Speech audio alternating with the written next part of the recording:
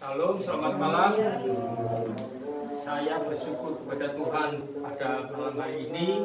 Baru pertama kali di dalam ibadah KPK saya hadir. Kemarin hari Jumat tidak bisa hadir, tapi pada malam hari ini bisa hadir. Sejujurnya saya lebih senang ibadah tatap muka seperti saat malam hari ini daripada ibadah online, saudara. Ibadah online itu menurut saya nggak kayak ibadah, saudara. Meskipun ibadah hari Minggu ya, saudara, kita melihat di HP gitu, kita sambil untuk banyu gitu, nggak fokus, saudara. Kita sambil apa, nggak fokus ya. Loh, firman Tuhan itu kan dia, wah, nggak fokus. Tapi kalau ibadah online pada malam hari, seperti malam hari ini, kita benar-benar fokus. Pujian ya pujian, firman Tuhan ya firman Tuhan, berdoa apalagi kita dapat melakukannya dengan khusyuk. Itulah satu ungkapan hati saya. Sejujurnya saya senang ibadah tatap muka seperti saat malam hari ini, tetapi kita juga tetap harus menjaga protokol kesehatan, menjaga jarak, memakai masker dan lain sebagainya, saudara. Kita tahu pemberitaan di media sosial yang sekarang ini lebih sangat menakutkan sekali. Sekarang ada varian baru yang sudah masuk ke Indonesia, ke Jawa Barat. Itu virus tidak bisa disembuhkan dengan vaksin, saudara. Katanya, saudara. Katanya seperti itu. Tetapi biarlah kita sebagai orang percaya, kita mengandalkan Tuhan saja. Kalau Tuhan ada di pihak kita, saudara, kita tidak perlu takut. Apalagi menghadapi kematian, saudara. Saya berkali-kali ngomong nggak bisa-bisa, nggak takut saya mati, gitu, saudara. Sampai berulang-ulang kali saya masuk rumah sakit sekarat seperti itu. Tapi Tuhan masih memberikan kekuatan, Tuhan masih memberikan kesempatan buat saya menikmati hidup bersama keluarga, bersama istri dan anak-anak, saudara. Saudara, pada malam hari ini kita akan belajar firman Tuhan yang terambil dari Yohanes pasal 3, saudara. Firman Tuhan yang saya sampaikan pada malam hari ini sebenarnya kurang cocok dengan event hari ulang tahun, ya saudara. Namun karena ini materi yang diberikan oleh Bapak Gembala jemaat kita, jadi saya nggak bisa menolak otoritas yang diberikan, saudara. Kita akan membuka di dalam Yohanes pasal 3 ayat yang ke 1 sampai ke 12. Saya akan baca untuk saudara-saudara sekalian. Percakapan dengan Nikodemus. Ada seorang Farisi yang bernama Nikodemus, seorang pemimpin agama Yahudi. Ia datang pada waktu malam kepada Yesus dan berkata, "Rabi, kami tahu bahwa engkau datang sebagai guru yang diutus Allah, sebab tidak ada seorang pun yang dapat mengadakan tanda-tanda yang engkau adakan itu jika Allah tidak menyertainya."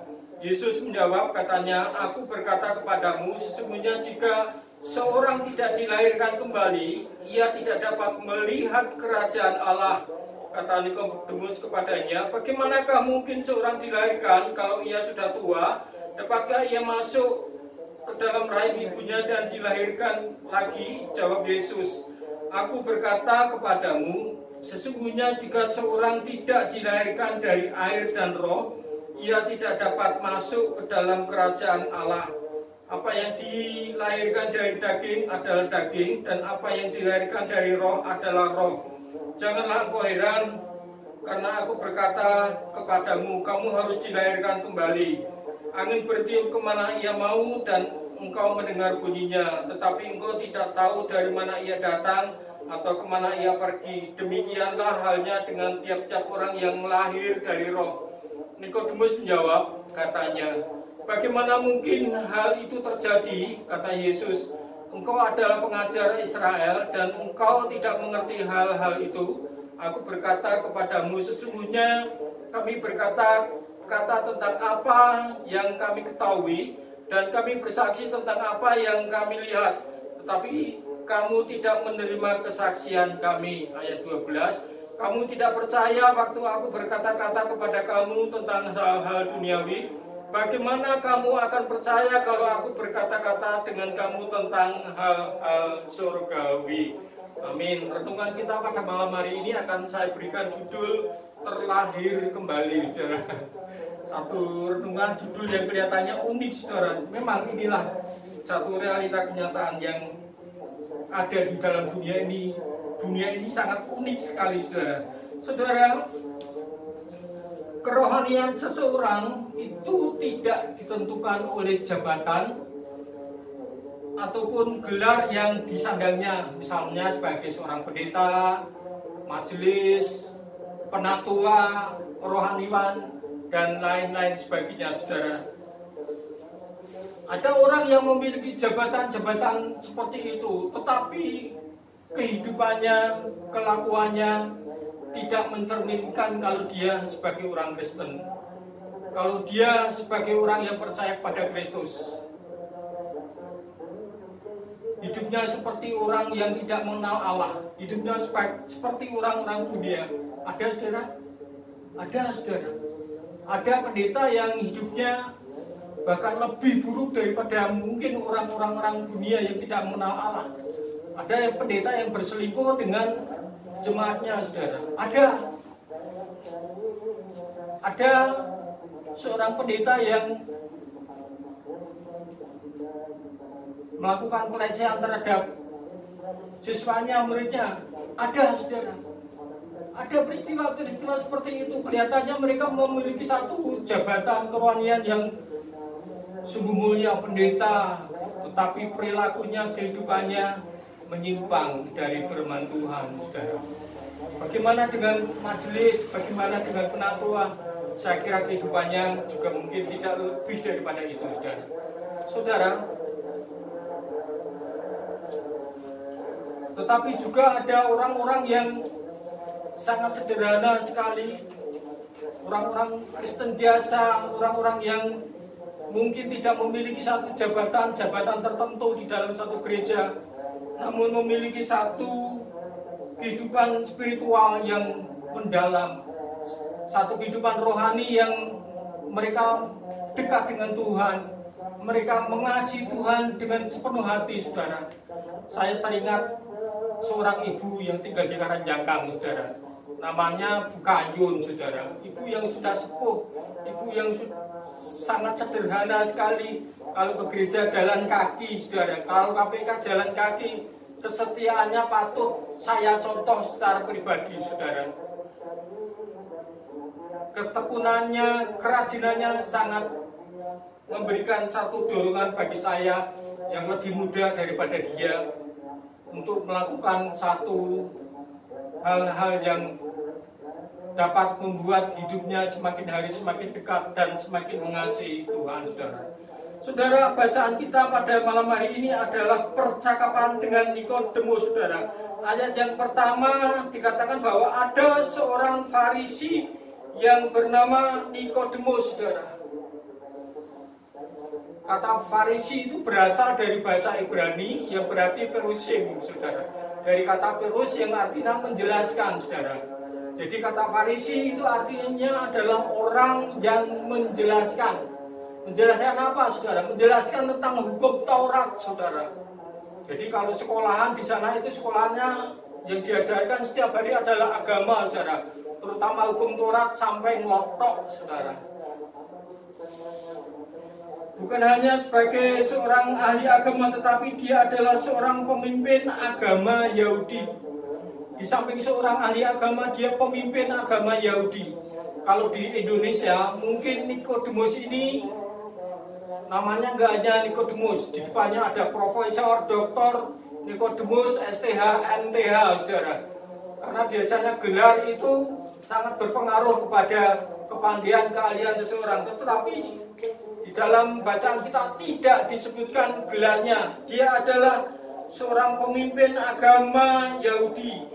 Ia datang pada waktu malam kepada Yesus dan berkata, mengapa ia datang malam-malam kepada Yesus, saudara? Bukankah siang itu jauh lebih baik, lebih terang, dan dapat dilihat orang, saudara? Alasannya kenapa, saudara, kira-kira? Dia takut dengan kelompoknya. Dia takut dengan orang-orang Farisi yang ada pada saat itu, saudara. Sebab kalau kita melihat dari Matius sampai dengan Yohanes, bagaimana orang-orang Farisi ini membenci Tuhan Yesus. mereka berupaya mau menjerat, mau membunuh Tuhan Yesus. Kalau kita melihat di dalam Matius pasal 22 ayat 15, di sana dikatakan bahwa sekelompok orang Farisi ini berkumpul bukan untuk memuji Yesus, tetapi untuk menjerat Yesus, saudara. Bukan dengan tali, dengan satu pertanyaan, saudara. Menjerat Tuhan Yesus dengan satu pertanyaan, saudara. Kelompok Farisi ini mengundang anak-anak buahnya, saudara, untuk bertanya kepada Tuhan Yesus. Tuhan Guru, apakah diperbolehkan membayar pajak kepada Kaisar, saudara? Itu yang menjadi satu pertanyaan orang Farisi. Tetapi Tuhan Yesus mengetahui kejahatan yang ada di dalam pikiran orang Farisi, saudara. Sebab itu Tuhan Yesus berkata, "Hai engkau orang fasik, saudara, orang munafik, saudara, apa yang dikatakan tidak sesuai dengan isi hatinya. Di depan kelihatannya baik, santun, sopan, tetapi ternyata ia berusaha menjerat Tuhan Yesus dengan satu pertanyaan." Apa yang dilakukan oleh Tuhan Yesus, saudara? Orang Farisi disuruh menunjukkan uang, saudara, 1 dinar. Dan Tuhan Yesus berkata, "Gambar dan tulisan siapakah itu, saudara?" "Gambar dan tulisan Kaisar." "Benar sekali. Berikanlah apa yang menjadi hak Kaisar, saudara, dan berikanlah juga apa yang menjadi hak daripada Allah, saudara." Ada banyak lagi kita melihat di dalam kitab-kitab Matius, saudara, di mana ketika Tuhan Yesus menyembuhkan orang pada hari Sabat juga diprotes, saudara. Tidak boleh melakukan satu penyembuhan pada hari Sabat, karena hari Sabat hanya dikhususkan untuk beribadah kepada Tuhan. Dalam Lukas pasal 15 ayat 10, di sana dikatakan bahwa Tuhan Yesus menyembuhkan seorang yang sudah kerasukan setan selama 18 tahun, saudara, sehingga mereka bungkuk, nggak bisa berjalan tegak. Tetapi ketika Tuhan Yesus menyembuhkan orang itu, orang Farisi protes. Tidak boleh menyembuhkan orang pada hari Sabat. Tapi kita tahu siapa Tuhan Yesus. Dia adalah orang yang penuh hikmat, saudara. Akhirnya ia memberikan satu jawaban apa, saudara? Dia memberikan satu jawaban. Ada 6 hari untuk bekerja dan 6 hari untuk menyembuhkan. Tapi kita lihat saja, saudara, di dalam Injil Lukas pasal yang ke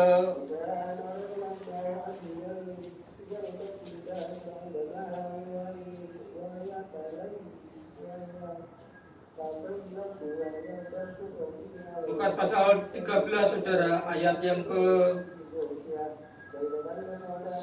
mulai ayat 10. Di situ ada seorang perempuan yang sudah 18 tahun dirasuk roh, sehingga ia sakit sampai bungkuk punggungnya dan tidak dapat berdiri lagi dengan tegak. Ketika Yesus melihat perempuan itu, ia memanggil dia dan berkata kepadanya, "Hai ibu, penyakitmu telah sembuh." Ayat 13. Lalu ia meletakkan tangannya atas perempuan itu, dan seketika itu juga berdirilah perempuan itu dan memuliakan Allah. Tetapi kepala rumah ibadah ini termasuk adalah orang-orang Farisi, saudara. Tetapi kepala rumah ibadah itu gusar karena Yesus menyembuhkan orang pada hari Sabat, saudara. Tetapi Tuhan Yesus, ayat 15, tapi Tuhan Yesus menjawab, dia katanya, "Hai orang-orang munafik, bukankah setiap orang di antaramu melepaskan lembunya atau keledainya pada hari Sabat dari kandangnya dan membawa ke tempat minuman? Bukankah perempuan ini yang sudah 18 tahun diikat oleh iblis harus dilepaskan dari ikatannya itu?" Saudara, saudara, inilah satu penyangkalan yang dilakukan oleh orang Farisi. Masih banyak lagi kalau kita membaca di dalam kitab-kitab Injil bagaimana pelayanan Tuhan Yesus ditentang oleh orang-orang Farisi, saudara. Sehingga apa yang terjadi, saudara? Terjadi satu penolakan ketika Yesus berada di satu daerah, ditolak oleh orang Farisi, saudara. Sehingga pada ayat yang ketiga ayat yang kedua, orang Farisi ini berkata, Rabi, kami tahu bahwa engkau adalah sebagai guru yang diutus Allah, sebab tidak ada seorang pun yang dapat mengadakan tanda-tanda yang engkau adakan jika Allah tidak menyertainya, saudara. Jadi inilah yang disampaikan oleh orang Farisi yang bernama Nikodemus ini. Jawaban ini tentu membuat Nikodemus berkata dalam hatinya, saudara. Ayat yang keempat, kata Nikodemus kepadanya, bagaimanakah mungkin seorang dilahirkan kalau ia sudah tua? Dapatkah ia masuk kembali ke dalam rahim ibunya dan dilahirkan kembali? Secara lahiriah memang mustahil, saudara. Tidak ada seorang yang lahir masuk kembali ke dalam rahim seorang wanita, saudara. Dari dulu sampai sekarang pengetahuan maupun kedokteran tidak ada yang menayangkan seperti itu, saudara. Jadi kalau seorang yang sudah lahir, ya sudah lahir, nggak bisa masuk lagi ke dalam perut ibunya, saudara. Apa yang dimaksud dengan dilahirkan kembali, saudara? Dalam hal ini yang dilahirkan kembali itu adalah roh kita, bukan tubuh kita, supaya kita dapat melihat kerajaan Allah, saudara. Jadi bukan tubuh kita masuk untuk dilahirkan kembali, nggak bisa, saudara. Tetapi yang perlu dilahirkan kembali adalah roh kita, perlu dilahirkan supaya kita dapat melihat kerajaan Allah. Alkitab mencatat untuk dapat diselamatkan adalah karena kasih karunia Allah, saudara. Jadi di dalam Efesus pasal 2 ayat 8, sebab karena kasih karunia kamu diselamatkan oleh iman. Itu bukan usahamu, itu bukan usaha kita, tetapi pemberian Allah. Jadi kalau kita mendapatkan satu keselamatan itu bukan karena kita berbuat baik. Setiap satu bulan kita memberikan persepuluhan, kita melayani pekerjaan Tuhan, kita melakukan amal kepada orang-orang miskin, memberikan bantuan kepada orang-orang yang berkekurangan, serta melakukan banyak hal-hal lagi yang kita anggap itu dapat membuat kita untuk dapat diselamatkan, untuk membuat kita dapat masuk kerajaan Allah. Bukan seperti itu, saudara. Tapi ayat yang kelima dikatakan bahwa jawab Yesus, aku berkata kepadamu, sesungguhnya jika seseorang tidak dilahirkan dari air dan roh, ia tidak dapat masuk ke dalam kerajaan Allah. Jadi syarat untuk bisa masuk kerajaan Allah, Tuhan Yesus sudah menyampaikan dengan jelas harus dilahirkan oleh air dan roh itu. Apa artinya, saudara? Air adalah baptisan kudus, saudara. Jadi ketika seseorang anak Tuhan, orang Kristen, dari kecil mereka mengikuti sekolah minggu, sudah mulai remaja, dewasa, mereka harus mengambil satu keputusan untuk mengikuti baptisan air, saudara. Mengapa? Karena dengan baptisan air itu mengikrarkan imannya kepada Tuhan, bahwa ia bertobat dari dosanya, dari kehidupan yang lamanya, untuk menerima Tuhan Yesus, untuk percaya kepada Tuhan Yesus, dan meninggalkan perbuatan-perbuatan yang lamanya, saudara. Jadi air lambang daripada pertobatan, saudara. Sebagai satu syarat untuk seseorang bisa masuk ke dalam kerajaan surga, kerajaan Allah, untuk bisa diselamatkan adalah pertama dibaptis, saudara, dengan air. Kemudian yang kedua adalah dengan roh. Roh artinya pembaruan ataupun dipimpin oleh Roh Kudus, saudara. Kedua-duanya itu harus dimiliki, ada di dalam kehidupan anak-anak Tuhan, dalam kehidupan orang percaya apabila ingin masuk ke dalam kerajaan Allah, ingin diselamatkan, saudara. Tidak bisa orang berkata, aku hanya perlu baptisan saja, tidak perlu lahir oleh roh, saudara. Nggak bisa, saudara. Atau aku hanya perlu baptis roh saja, tidak perlu dibaptis air, saudara. Nggak bisa, kedua-duanya harus berjalan. Ketika seseorang sudah bertobat, maka dia harus berani meninggalkan kehidupan lamanya. sayang sekali yang terjadi adalah bahwa masih banyak anak-anak Tuhan, masih banyak orang-orang Kristen yang hidupnya seperti katak, saudara. Hidup di dua alam, di darat dan di laut, saudara. Kita masih banyak melihat sayangnya anak-anak Tuhan yang kehidupannya seperti itu. Kelihatannya hidup dipimpin oleh Roh, tetapi di dalam waktu mereka hidup menuruti seperti orang-orang dunia, saudara. Kalau hari Minggu berjumpa dengan temannya, berjumpa dengan saudaranya, Shalom, bagaimana kabarnya? Haleluya, puji Tuhan, keadaanku baik setelah aku menjadi anak-anak Tuhan, setelah aku menjadi orang Kristen, aku diberkati oleh Tuhan, puji Tuhan, haleluya. Kita harus tetap terus waspada di tengah-tengah pandemi ini. Kita harus tetap terus berserah dan mengandalkan Tuhan apapun yang terjadi. Amin, haleluya. Bahasa surga kelihatan muncul semua pada hari Minggu, saudara. Tetapi ketika hari Senin, hari Selasa, Rabu, Kamis, dan Jumat, kehidupannya tidak lebih daripada kehidupan dunia, saudara. Bahasanya, kata-katanya, perilakunya, pikirannya seperti orang dunia, saudara. Masih ada kita jumpai orang-orang yang hidup seperti itu di dua alam. Hari Minggu mereka ke gereja, bahasanya bahasa surgawi. Hari Senin sampai dengan hari Sabtu bahasa duniawi, saudara. Saudara, kita sangat prihatin dengan keadaan yang seperti itu, saudara. Ayat 6 kita akan melihat ada yang apa yang dilahirkan dari daging adalah daging, dan apa yang dilahirkan dari roh adalah roh, saudara. Jadi apa yang dilahirkan dari daging adalah hidup menurut kedagingan. Tapi orang yang sudah dilahirkan oleh roh, maka segala perbuatannya, segala ucapannya, pikirannya adalah pikiran yang dipimpin dan dikuasai oleh roh Allah, saudara. Di dalam Galatia pasal 5, kita akan coba melihat bagaimana kehidupan seseorang yang dipimpin oleh hidup menurut daging ataupun hidup menurut roh, saudara. Galatia pasal 5 ayat 16, maksudku ialah hiduplah oleh roh, maka kamu tidak akan menuruti keinginan daging. Sebab keinginan daging berlawanan dengan keinginan roh, dan keinginan roh berlawanan dengan keinginan daging.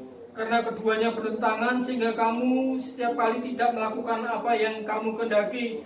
Akan tetapi jikalau kamu memberi dirimu dipimpin oleh roh, maka kamu tidak hidup di bawah hukum Taurat. Perbuatan daging telah nyata, percabulan, kecemaran, hawa nafsu, penyembahan berhala, sihir, perseteruan, perselisihan, iri hati, amarah, kepentingan diri sendiri, percideraan, roh pemecah, kedengkian, kemabukan, pesta pura, dan sebagainya. Terhadap semuanya itu kuperingatkan kamu supaya kamu seperti yang telah kubuat dahulu, bahwa barang siapa melakukan hal-hal demikian, ia tidak akan mendapat bagian dalam kerajaan Allah. Jelas sekali firman Tuhan tertulis di dalam Galatia ini. Apabila seseorang melakukan perbuatan-perbuatan daging yang telah ditulis, maka firman Tuhan mengatakan ia tidak akan mendapat bagian dalam kerajaan Allah. Mengapa? Karena hidupnya masih dikuasai oleh keinginan daging. Sedangkan keinginan daging itu bertentangan, berlawanan dengan keinginan roh, saudara. Sekarang tanda bahwa seseorang telah lahir baru adalah pertama, kehidupannya berubah dari hari ke hari, saudara. Jadi kehidupannya berubah, saudara. Dulu sukanya pemarah, tapi sekarang jadi peramah, saudara. Dulu suka membenci, tapi sekarang suka mengasihi, saudara. Dulu suka mengumpat orang lain, tetapi sekarang menjadi berkat. Jadi harus ada perubahan nyata bagi seseorang yang sudah lahir baru, saudara. Sudah dibentuk, sudah diproses oleh Allah. Ada perubahan yang nyata dalam hidup kita. Bukan hanya kata-kata saja. Kalau hanya kata-kata saja itu seperti Matius pasal 23, saudara. Orang munafik gajah dibelangkoni, orang Farisi mendapatkan predikat seperti itu. Dia mengajar tetapi tidak melakukan, saudara. Gajah dibelangkoni, iso khotbah, ra iso nglakoni. Janganlah kita menjadi orang Kristen, janganlah kita menjadi anak-anak Tuhan yang mendapatkan predikat yang seperti itu. Kemudian memiliki karakter seperti Kristus, ya saudara. Jadi apa karakter Kristus itu, saudara? Yang pertama adalah kasih. Dia mengasihi kita, dia mengasihi seluruh setiap orang yang jahat, saudara. Termasuk kita ini adalah orang yang jahat dulunya. Tetapi Tuhan mengasihi kita tanpa syarat, saudara. Aku mau mengasihi kamu tetapi kamu harus rajin beribadah. Enggak, saudara. Aku akan mengasihi kamu kalau kamu harus tiap bulan memberikan persepuluhan. Enggak, saudara. Jadi apapun keadaan kita, apapun model kita, Tuhan tetap mengasihi kita kalau kita mau percaya kepadanya, menerima Dia. Kemudian yang kedua adalah pengampunan. Tuhan adalah pengampun. Apabila kita berdoa mohon pengampunan Tuhan atas kesalahan, kejahatan yang sudah kita lakukan, Tuhan tidak bisa tidak mengampuni. Dia pasti mengampuni, saudara. Tetapi kita juga harus yakin bahwa ketika kita sadar kita telah berbuat dosa, kita bersalah, kita memohon pengampunan kepada Tuhan, kita juga harus yakin dengan iman kita bahwa kita sudah diampuni, saudara. Segala dosa, pelanggaran kita, Tuhan sudah tidak memperhitungkan lagi sebagai satu kesalahan. Kemudian yang ketiga adalah adanya buah-buah roh. Dalam Galatia pasal 5 ayat yang ke-22-23. Buah-buah roh itu harus ada dalam kehidupan kita sebagai anak-anak Tuhan. Dan kalau kita mengalami satu kelahiran baru di dalam Kristus Yesus. Lahir baru itu berarti hidup kita baru, saudara. Jadi hidup kita ini baru melalui proses yang cukup panjang, saudara. Saya katakan cukup panjang, saudara. Seperti halnya ketika besi yang sudah berkaratan itu tidak bisa dibentuk, tidak bisa dibuat apa-apa, saudara. Kalau enggak dilebur dulu, kalau enggak dimasak dulu dalam tungku dengan suhu 500 derajat Celcius, saudara. Besi rosok, kanal, betoneser, besi apapun juga itu kalau sudah rosok dibuang orang, enggak diurusin, saudara. Paling ya tukang-tukang rosok itu yang ngurusin, saudara. Maksudnya enggak bisa dibuat sebagai satu perkakas yang indah, yang dapat bermanfaat bagi orang, saudara. Selain hanya diproses, dipanaskan dulu, dibentuk. Kalau sudah dipanaskan, dicairkan, itu akan dicor, saudara. Besi itu, saudara. Dicor dalam bentuk ukuran yang besar-besar, balok-balok itu, saudara. Baja itu seperti itu, saudara. Setelah balok jadi, maka diproses lagi, dibentuk menjadi ukuran yang kecil-kecil lagi, dibilas lagi, saudara. Yang besarnya serangan gini diproses, dibentuk lagi, di-roll lagi sampai pada satu ukuran yang ditetapkan, saudara. Melalui satu proses yang cukup panjang dan melelahkan, saudara. Tetapi kita jangan putus asa. Apabila ada niat, ada tekad dalam hidup kita, saya yakin dan percaya pasti Tuhan turut bekerja. Kita tidak bisa mengubah diri kita sendiri apabila tidak bersama-sama dengan Tuhan.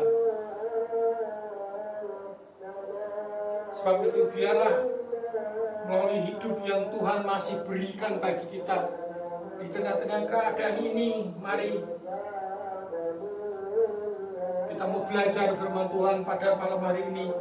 Jangan hidup menurut daging, tetapi biarlah hidup kita dipimpin oleh Roh. Kalau hidup menurut daging itu enggak akan ada habisnya, saudara. Orang sudah punya motor satu, tetangganya pengen punya model baru, kita kepengen beli model baru. Kita sudah punya HP, melihat HP-nya Mas Purwoko bagus, pengen beli yang bagus kayak Mas Purwoko. Begitu terus berlanjut, saudara. Di atas langit ada langit. Itulah dunia yang kita ada ini. Tapi berbahagialah orang yang senantiasa tetap terus mengucap syukur kepada Tuhan. Maka Tuhan akan memelihara, Tuhan akan menjaga, Tuhan akan memberkati kehidupan kita.